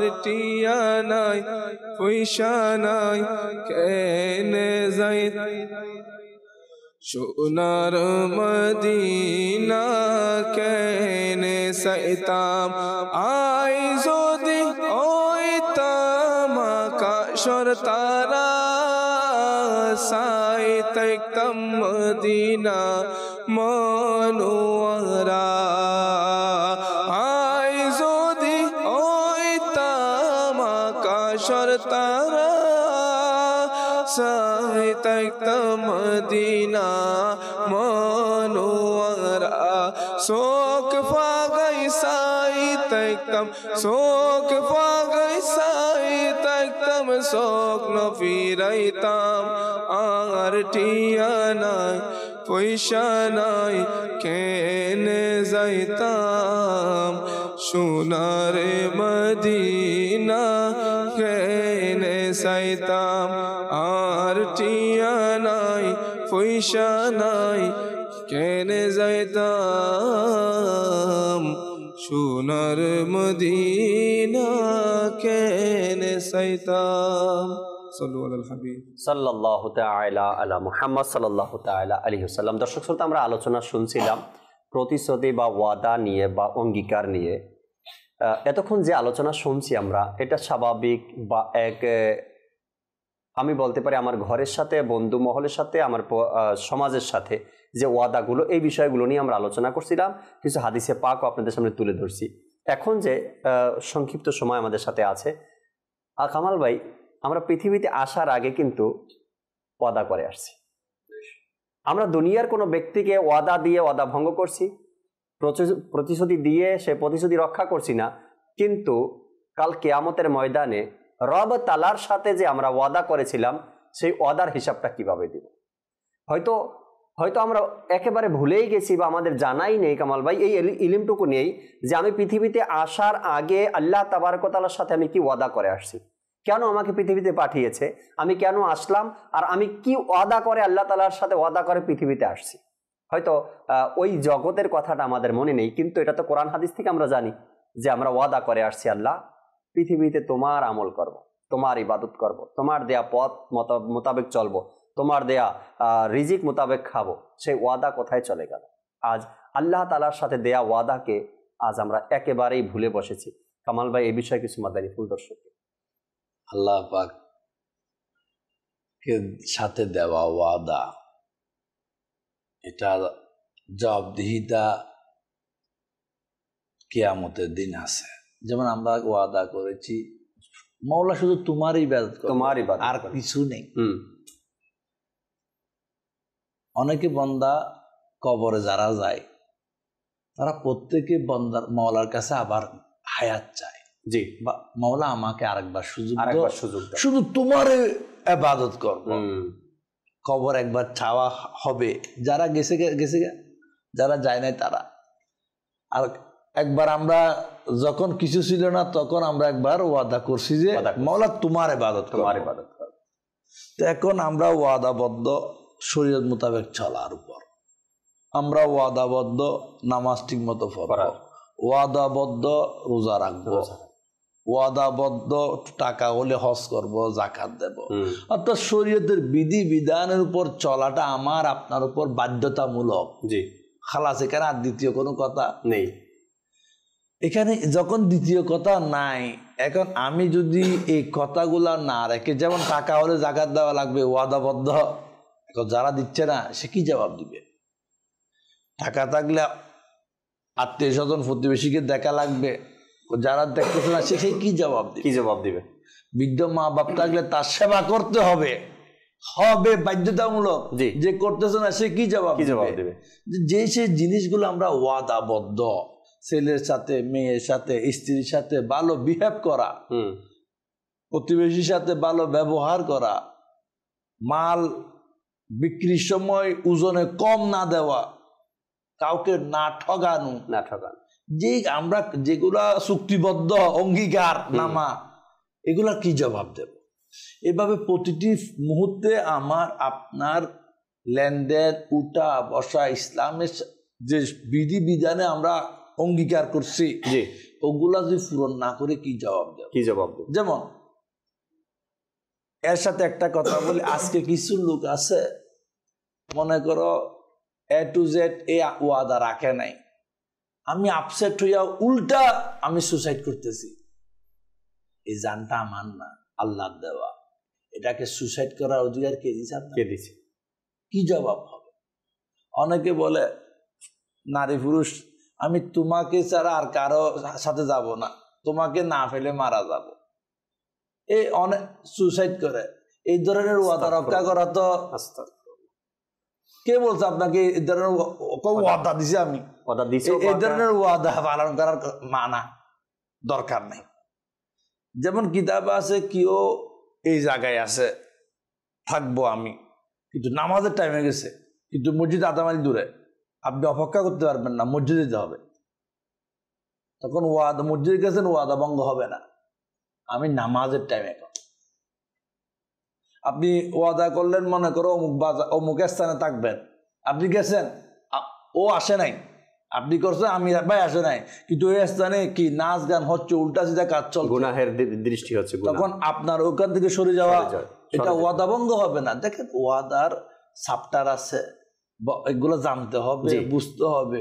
এখন তুমি ছাড়া বাঁচবো না, সুসাইড করে নেব, ও আমার টাকা খেয়ে ফেলছে, সে আমার সাথে ওয়াদা ভঙ্গ করছে, যেন আমি দুনিয়াতে আপসেট হয়ে গেলাম, নিজের লাইফটা নষ্ট করে দিলাম, এগুলা ঠিক না। আর তো কিছু এখন তো বুকা লুকা আছে, এগুলো ফেসবুকে লাইভ দেয়, আরো লা ইলাহা ইল্লাল্লাহ কলমাও পড়ে, আমি চলে যাচ্ছি। এগুলা কি? আত্মহত্যা মহাপাপ, সুসাইড মহাপাপ, এটা কোন ধরনের কথা? কেউ বলে আমি তোমার উপর নারাজ আছি, তুমি আমার সাথে কথা রাখো নাই।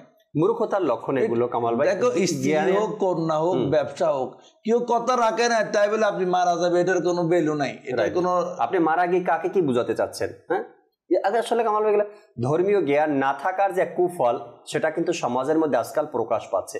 ধর্মীয় জ্ঞান না থাকার, আর যদি ওই সকল ব্যক্তিদের মধ্যে ধর্মীয় জ্ঞান থাকতো, তবে ওয়াদা যে কোনটাকে বলে সেটাও বুঝতো, আর কোন ওয়াদা রক্ষা করতে হবে সেটাও বুঝতো, কোন ওয়াদা ভঙ্গ করলে সেটার জন্য তওবা করতে হবে বা ক্ষমা চাইতে হবে, কাফারা আদায় করতে হবে, এটাও বুঝতো। অর্থাৎ ধর্মীয় জ্ঞানটা যতটুকু আমাদের প্রয়োজন ছিল ততটুকু না থাকার কারণে আজকাল আমাদের সমাজের এই অবস্থা, আমাদের ব্যক্তি জীবনের মধ্যে এটা আছে না, ইলমে দিন শিখা ফরজ। ইলমে দিন যে শিখতেছি না, কি জবাব দেব? রাইট, জবাব কি? কিন্তু যেটা করার নয় সেটার পিছনে সবাই দৌড়তেছি, যেটার দায়িত্ব আল্লাহ নিয়েছেন, যেটা সম্পর্কে জিজ্ঞাসা করা হবে না, সেটা নিয়ে পাগল হয়ে গেছি। আর যেটা নিয়ে জিজ্ঞাসা করা হবে সেটা নিয়ে কোনো ফিকিরে নেই, এটার কোনো চিন্তা নেই। আমাদের গুনাহ থেকে বাঁচা ফরজ, আমি বাঁচতে হবে আমাকে, কিন্তু গুনাহ কি সেটা জানতেছি না। এই জন্য জানা খুব দরকার। ও অঙ্গীকার, ওয়াদা, প্রতিশ্রুতি, কথা দেওয়া, আমি কথা দিলাম আল্লাহ ছাড়া কোনো মাবুদ নাই, মুহাম্মদ সাল্লাল্লাহু আলাইহি ওয়াসাল্লাম আল্লাহর প্রেরিত রাসূল, ওনাদের তরিকার উপর চলবো। এখন যে চলার কথাটা ছিল তার বাইরে যতগুলা কদম, তার জবাব কি হবে? এই জন্য আমাদের উচিত হবে আমরা প্রতিটি মুহূর্ত প্রথমে আগে ভাবি, ভাবিয়ে করিও কাজ, করিয়া ভাবিও না। যেমন এক বুজুর্গ রাহমাতুল্লাহি তাআলা আলাইহি বলে, গুনার কথা ভুলে যাওয়া, নেকির কথা স্মরণ রাখা, এটা বুকামি। কেন নেকি ভুলতে বলা হয়েছে? এখন নেকি আমরা বলে বেড়াই, গুনার কোনো খবর নাই, গুনার কোনো খবর নেই। বলে গুনাহ হলে বারবার ইস্তেগফার করো, তওবা করো, মওলা আমার উপর এটা হয়ে গেছে, জি আমার কি হবে? এখন আমরা লোক সমাজে যেটা করি আর কি, দেখছো সে আমার সাথে ওয়াদা দিচ্ছে, ওয়াদা রাখে নাই, লোককে বলে বেড়াচ্ছে, আচ্ছা কেউ আমার সাথে ওয়াদা ভঙ্গ করেছে, সে গুনাহগার হয়েছে, এখন আমি তার বিপরীত কথাগুলো লোকদেরকে বলে বলে এখন আমিও কি হয়ে যাচ্ছি, আমিও গুনাহগার হচ্ছি। এটা গীবত এক প্রকার, কারণ ওর এটা খারাপই, অপর ভাইয়ের খারাপই, এর পিছনে হারাবি গুলা বর্ণনা করা, এটা তো গীবত, গুনাহ কবিরা। সে আমাকে কষ্ট দিছে বা আমার সাথে মিলছে না, অঙ্গীকার পূরণ করে নাই, সে জবাব দিবে মওলার দরবারে। এখন আমি সবাইকে বলে বলে আমি আরো চলে যাচ্ছি, মানে আমি সাদা কাগজ একদম, আমার মতো আর কেউ নেই। কাল কিয়ামতের ময়দানে দর্শক শ্রোতা ওয়াদা ভঙ্গকারী ব্যক্তিদের ব্যাপারে আসছে কিতাবের মধ্যে, বুখারী শরীফের হাদিস এটি। কাল কিয়ামতের ময়দানে ওয়াদা ভঙ্গকারী যারা হবে, আল্লাহ তাবারক ওয়া তাআলা তাদের দিকে তাকাবেন না, আল্লাহ তাবারক ওয়া তাআলার রহমতের দৃষ্টি তাদের প্রতি পড়বে না, যারা ওয়াদা ভঙ্গ করে পৃথিবীতে। আর ওয়াদা ভঙ্গকারী ব্যক্তিকে আল্লাহ নবী সাল্লাল্লাহু আলাইহি সাল্লাম অভিসম্পাদ করেছেন, তাদেরকে যারা ওয়াদা ভঙ্গ করে। এরপরে ওয়াদা ভঙ্গকারী সমাজের মধ্যে, ঘরের মধ্যে নিজের সম্মান নিজে নষ্ট করে, এটা বলা হয়েছে। ওয়াদা ভঙ্গকারী সমাজের মধ্যে এবং ঘরের মধ্যে নিজের সম্মান নিজে নষ্ট করে। এরপরে বলা হয়েছে ওয়াদা ভঙ্গকারী ব্যক্তি মুনাফিকের লক্ষণ। মুনাফিকের লক্ষণ বলা হয়েছে ওয়াদা, রাসূল সাল্লাল্লাহু আলাইহি সাল্লাম মুনাফিকের লক্ষণের মধ্যে যে বয়ান করেছেন, এর মধ্যে একটি হলো ওয়াদা ভঙ্গকারী, আর কথায় গালি দিবে, সে কারোর সাথে তর্ক হইলেই গালি দিবে। তো এই ওয়াদা ভঙ্গকারীর ব্যাপারে আরো এসেছে, মানুষের আত্মবিশ্বাস তার থেকে উঠে যাবে, সে নিজের সম্মান নিজে নষ্ট করবে ঘরে এবং সমাজে। একটা সময় আসবে সমাজের মানুষ তাকে দাম দিবে না, ঘরের মানুষও তাকে দাম দিবে না। এরপরে মানুষের আত্মবিশ্বাস তার থেকে উঠে যাবে। যে ব্যক্তি ওয়াদা ভঙ্গ করে, সে যদি বলে মসজিদে দাঁড়িয়ে বলুক যে আমি ইনশাআল্লাহ তাআলা মসজিদের কাজের জন্য 10,000 দিব, এটাই বলা হয়েছে, মানুষ তখন হাসাহাসি করবে এবং জি আচ্ছা হাসাহাসিও করবে এবং তার প্রতি আত্মবিশ্বাসটা থাকবে না। মানুষ বলাবলি করবে, আমি জানি আপনি দিবেন না, না দিবেন জানা আছে আমার, এরকম মজা করে না। তো এই আত্মবিশ্বাসটা মানুষের উঠে যায় যখন কোনো ব্যক্তি ওয়াদা ভঙ্গ করে। আচ্ছা, ওয়াদা ভঙ্গকারীর ব্যাপারে হয়তোবা আমির ভাইও জানেন যে ইমাম বুখারী রাহমাতুল্লাহি তাআলা আলাইহি, এটা ওই ওয়াদা ভঙ্গকারীর উদাহরণের মধ্যে আসছে এনার এই বিষয়টা, যে তিনি কারো কাছে একটি হাদিস সংগ্রহ করতে গিয়েছিলেন। তো গিয়ে দেখলেন ওই লোকটা যার কাছে হাদিস সংগ্রহ করতে গেছেন, তিনি ঘোড়াকে বা কাছে আনার জন্য বা ঘরে নিয়ে যাওয়ার জন্য উনি ওই ঘাস দেখিয়ে, গাছের পাতা দেখিয়ে, একটা খাবার দেখিয়ে ওইটাকে এভাবে নিয়ে যাচ্ছিল। তো ইমাম বুখারী রাহমাতুল্লাহি তাআলা আলাইহি বলেন, এ তো একটা পশুর সাথেই এভাবে ধোঁকাবাজি করছে না, অর্থাৎ আমাকে সে কি শোনাবে আর কি হাদিস আমি তার থেকে বর্ণনা করব। এমন একটা ঘটনা ওনার ব্যাপারে। এটা গাছ না, গাছ দেখলে তো গুড়ায় দেখতে, অর্থাৎ গুড়ার খাবারের একটা ঝুলি, মানে ঝুলির ভিতর কোনো খাবার নাই। আচ্ছা, গুড়া মনে করতেছে কি আমাকে খাবারের জন্য ডাকতেছে, তো বলতে এই গুড়ার সাথে প্রতারণা করে ধোঁকাবাজি করা, তো খাবার দিবে বলতেছে, কিন্তু না, এর থেকে আমি কি হাদিস শরীফ নেব? তো বোঝা যাচ্ছে কত প্রতারণার শিকার কেমন। আর এইটা আমাদের এখানে বর্তমানে খুবই একটা বড় ভাইরাস। আমি তো বলবো ভাই কি করোনা ভাইরাস, করোনা তুমি বেশি ভাইরাস, কথা দিয়ে কথা রাখে না। আর এর বিশ্বাস নেই, টাকা দিত না, এর বিশ্বাস নাই। এই যে সবাই আমরা সবাই বন্ধু ভাই এই তো সিটিং ভাই এই আসবে না, হেসে হেসে বলো, ও হাসতেছে, এটা কি? দেখো বন্ধু হেসে হেসে সিটিং বলছে, বলে না কথা রাখবে না, আর বিশ্বাস নাই, ওর কোনো ফিলিংসে নাই। কেন হবে এরকম? আমরা মুসলমান, আমাদের প্রতিটি কাজ বিশ্বাস ওয়ালা হওয়া দরকার। আমরা মুসলমান, আমাদের প্রতিটি কর্ম আল্লাহ এবং তার রাসূলের তরিকার উপর হওয়া দরকার। আমরা মুসলমান, কথা দিলাম শরীয়তের যদি জায়েজ হয় ওই কথাটা পালন করব, না জায়েজ হলে পালন করার দরকার। কথা দিলাম ওই সুইসাইড করার দরকার নাই। আবার বলতেছি, কথা দিলাম 2 নম্বরে কথা পালন করার দরকার নাই। শরীয়ত মোতাবেক কথা পালন করি, সাথে লাভ কি? আল্লাহর রহমত পাওয়ার হকদার হয়ে যায় ইনশাআল্লাহ তাআলা। আজকাল কিন্তু এই কথা রাখে না, এই বিষয়টা নিয়ে অনেকে গল্প লিখেছেন, অনেকে কবিতাও লিখেছেন। আবার এই কথা রাখে না এটা নিয়ে অনেক ধরনের অনেকজনে অনেক কিছু করছেন। কিন্তু আমাকে নিজের জায়গা থেকে ফিরে আসতে হবে, অর্থাৎ আমি কবিতা লিখি আর গল্প লিখি, আমি যাই করি না কেন আমাকে নিজের জায়গা থেকে বের হয়ে আসতে হবে। আমি কথা রাখে না মানুষ, এটা নিয়ে যদি শতটাও কবিতা লিখি কিন্তু আমি নিজেই কথা দিয়ে কথা রাখি না, তবে সেই শত কবিতারও কোনো দাম এখানে থাকবে না। আমাকে নিজের জায়গা থেকে বেরিয়ে আসতে হবে। আমি তো ওই ব্যক্তিকেই বলবো যে বা যারা আমরা কথা রাখে না মানুষ এটা নিয়ে গল্প লিখি বা কবিতা লিখছি, আমি কি আমার নিজের জায়গা থেকে বেরিয়ে আসতে পারলাম কিনা, আমি কি কথা দিয়ে কথা রাখতে পারলাম কিনা, একবার নিজেকেও আমরা চেক করে নিতে হাদিসে পাককে অনুসরণ করি। কথা দিয়ে কথা না রাখার ব্যাপারে যেই ভয়ানক শাস্তির কথা আসছে সেগুলো আমরা স্মরণ করি। আর ওয়াদা ভঙ্গকারীদের ব্যাপারে কিয়ামতের ময়দানে তাদের সাথে যা করা হবে এই বিষয়গুলো স্মরণ করি। আশা রাখি ইনশাআল্লাহ আমি নিজেও বাঁচতে পারবো, আমার সন্তান, আমার পরিবার, আমার দেশ, আমার সমাজ বেঁচে যাবে এখান থেকে। আল্লাহ তাবারক ওয়া তাআলা আমাদেরকে ওয়াদা ভঙ্গকারীদের তালিকা থেকে বেঁচে থাকার তৌফিক দিক আল্লাহ তাআলা আমাদেরকে হিফাজত দান করুক। আজকের অনুষ্ঠানে মোবাইল লিগে দাওয়াত ইসলামী এবং দর্শক শ্রোতা যারা রয়েছেন সবার শুকরিয়া আদায় করি সময় দেওয়ার জন্য, সঙ্গে থাকার জন্য। আল্লাহ তাবারক ওয়া তাআলা আমাদের সবাইকে সবসময় ভালো থাকার তৌফিক দান করুক, ভালো যেন থাকতে পারি, অপরকে ভালো রাখতে পারি সে তৌফিক আল্লাহ আমাদেরকে দান করুক। মাদানী চ্যানেলের সাথেই থাকুন। সাল্লু আলাল হাবিব সাল্লাল্লাহু তাআলা আলা মুহাম্মদ সাল্লাল্লাহু তাআলা আলাইহি ওয়াসাল্লাম। তাহাজ্জুদ আর ফজরের অভ্যাস আছে যার, রহমত পূর্ণ প্রভাত হয় তার।